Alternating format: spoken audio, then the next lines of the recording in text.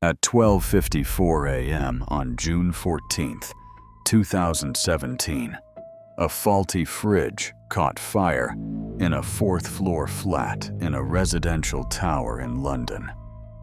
It was a small fire, the kind of fire that happens in buildings all over the world every single night. The kind of fire that is supposed to be contained. At 1:07 a.m., 13 minutes later, the fire was on the roof. 24 stories up, it had climbed the outside of the building. Not through the inside, not through the stairwells, not through the corridors. Up the outside, in 13 minutes. The reason it could do that is the reason 72 people died. The outside of Grenfell Tower had been wrapped in cladding as part of a recent refurbishment. That cladding had been tested before it was installed. It had failed the fire test. The company that manufactured it knew it had failed. The cladding was installed anyway. 72 people are dead. 7 years later, not one person has been charged with a criminal offense. This is their story. Welcome back to Guilty and Free. Grenfell Tower was a 24-story residential block in the Royal Borough of Kensington and Chelsea, one of the wealthiest local authority areas in the United Kingdom. The people who lived in Grenfell Tower were not wealthy. They were social housing tenants, families, elderly residents, single parents, recent immigrants, people for whom this tower was not a temporary address. It was home. In 2014, the Royal Borough of Kensington and Chelsea decided to refurbish Grenfell Tower. The refurbishment had a budget. The budget had been reduced. Twice. The cladding chosen for the exterior, Reynabond PE, manufactured by the American company Arconic, was selected in part because it was cheaper than the fire-resistant alternative. The difference in cost between the safe version of the cladding and the version that was installed: £2 per square meter. Across the entire building, choosing the fire-resistant cladding instead would have cost an additional £5,000. £5,000 on a £10 million refurbishment. But here is what makes this more than a cost-cutting story. Arconic, the company that manufactured the Reynabond PE cladding, had conducted fire tests on its product. Those tests were not private. They were shared with the market. But in 2016, 1 year before the Grenfell fire, Arconic's own internal documents show that the company was explicitly aware that its PE cladding did not meet fire safety requirements for buildings over 18 meters tall. Grenfell Tower was 67 meters tall.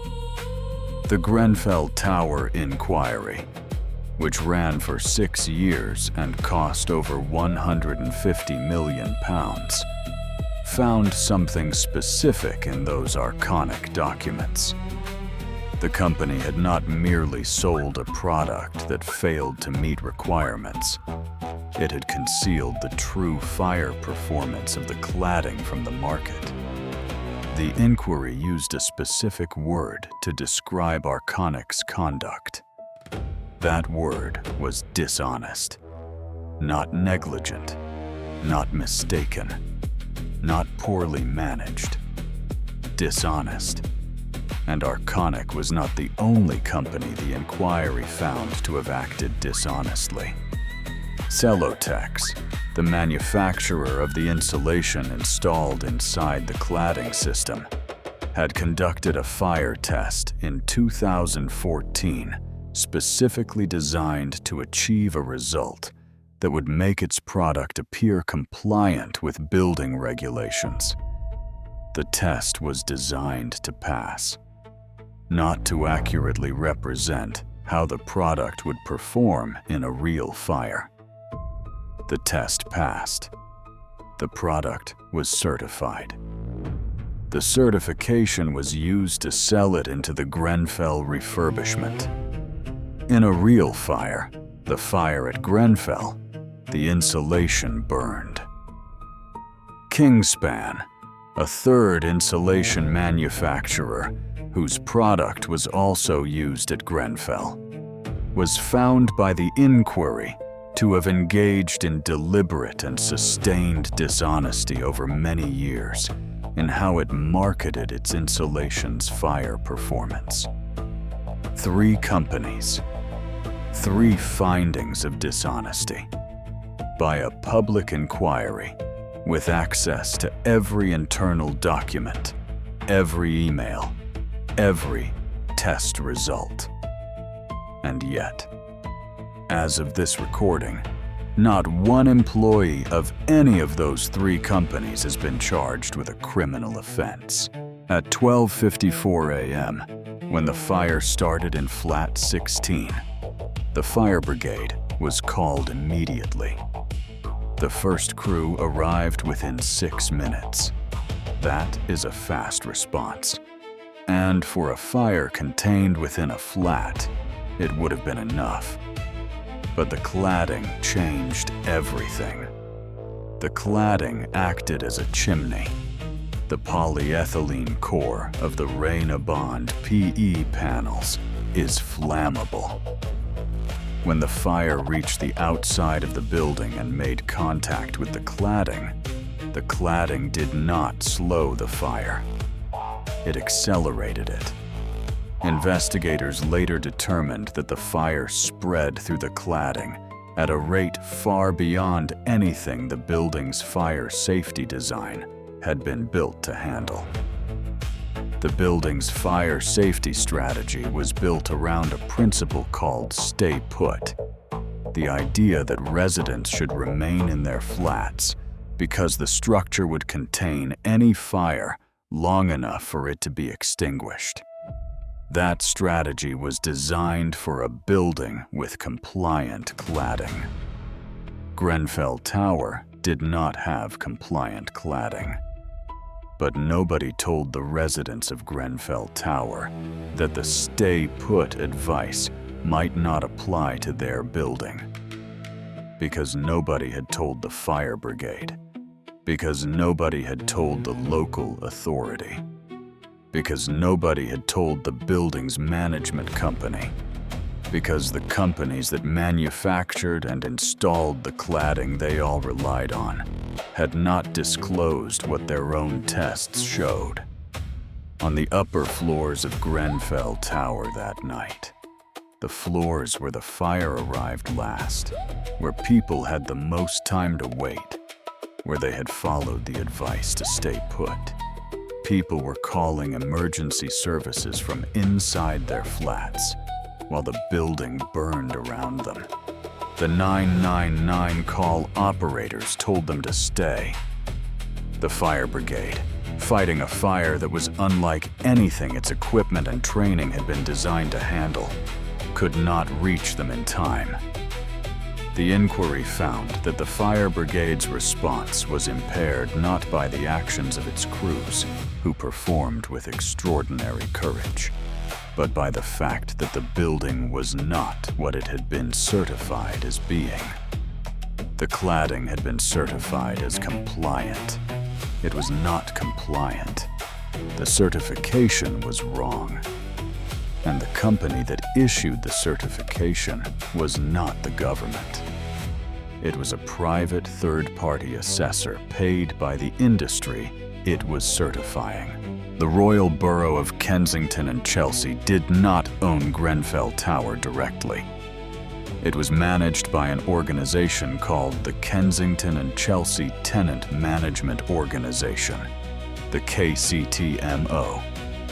Before the fire, residents of Grenfell Tower had raised safety concerns, formally, in writing. On the Grenfell Action Group blog, a resident-run website, a post published in November 2016 predicted, in almost exact terms, what happened 8 months later. The post said, "Only a catastrophic event will expose the ineptitude and incompetence of our landlord." It named fire safety as the specific concern. It was published 8 months before the fire. The KCTMO did not respond to the blog post. It did not commission a fire safety review. It did not instruct residents to update their evacuation plan. What it did do, in the months before the fire, was threaten legal action against residents for what it described as defamatory content on the blog. The organization that was supposed to keep the residents safe threatened to sue them for warning about not being safe. And the local council, the Royal Borough of Kensington and Chelsea, one of the wealthiest local authorities in the United Kingdom, had a financial reserves fund of over £270 million in the year of the fire. They had chosen a cladding that was £5,000 cheaper than the safe alternative. On a building, in a borough, sitting on £270 million. In the immediate hours after the fire, the response of the local council to the survivors and the bereaved was, in the words of the subsequent inquiry, wholly inadequate. Survivors were housed in hotels and emergency shelters. The council did not establish a functioning survivors support center for several days. The leader of the council, who had been in post throughout the period when the refurbishment decisions were being made, resigned within days of the fire. He resigned. He was not removed. He was not investigated. He resigned. The council subsequently offered an apology. It described the refurbishment decisions as mistakes. Mistakes. The inquiry that spent 6 years examining those decisions used the word dishonest to describe the conduct of 3 companies. The council called them mistakes. The Metropolitan Police announced a criminal investigation immediately after the fire. That investigation has been running for 7 years. As of this recording, it has produced no charges. 7 years, the longest peacetime criminal investigation in the history of the Metropolitan Police. No charges. After the inquiry report was published in September 2024, finding that multiple companies had acted dishonestly, that the refurbishment was defective, that the cladding was non-compliant, and that the deaths of 72 people were the foreseeable consequence of decisions made by identifiable companies. The companies responded. Arconic stated that it strongly disagreed with the inquiry's findings and disputed the characterization of its conduct. Kingspan expressed profound regret, while also disputing aspects of the findings. Celotex, now part of a larger company, offered no immediate public statement. A 6-year public inquiry, £150 million, 600 witnesses, hundreds of thousands of documents. The word dishonest and the company responsible for the cladding strongly disagreed. Here is the number that contextualizes every corporate response to the Grenfell Inquiry. Arconic's global revenue in the year of the fire, $12.2 billion. Kingspan's global revenue in the year of the inquiry report, 8.9 billion euros. Not one penny of those revenues has been paid in criminal fines. Because there have been no criminal charges. Because the investigation is still running. After 7 years, there is a question that sits at the center of Grenfell. A question that the inquiry documents exhaustively, but that the criminal justice system has not yet been asked to answer. The question is this: at what point does the concealment of a product's fire performance, from regulators, from architects, from building owners, from the people who will live in the buildings it wraps, become not a regulatory violation, not a commercial dispute, not a matter for civil litigation, but a crime? 72 people died in Grenfell Tower. The inquiry found that 3 companies acted dishonestly in how they represented their product's fire performance. It found that the cladding should never have been certified. It found that the refurbishment should never have been approved. And it found, in a passage that is perhaps the most important in all 1,700 pages of its final report, that the deaths at Grenfell Tower were not the result of an unforeseeable sequence of events. They were the foreseeable consequence of a system in which the safety of building materials was certified by people paid by the companies whose materials they were certifying. The companies paid for the certification. The certification said the products were safe. The products were installed. The building burned. 72 people died.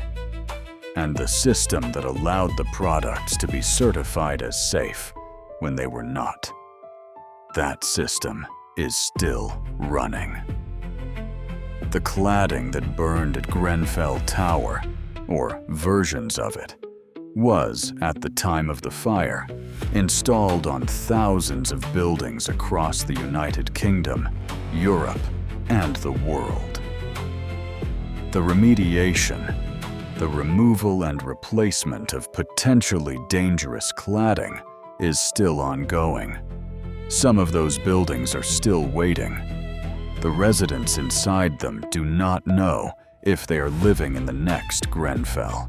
There is a question that sits at the center of Grenfell, a question that the inquiry documents exhaustively, but that the criminal justice system has not yet been asked to answer. The question is this: at what point does the concealment of a product's fire performance, from regulators, from architects, from building owners, from the people who will live in the buildings it wraps, become not a regulatory violation, not a commercial dispute, not a matter for civil litigation, but a crime? 72 people died in Grenfell Tower.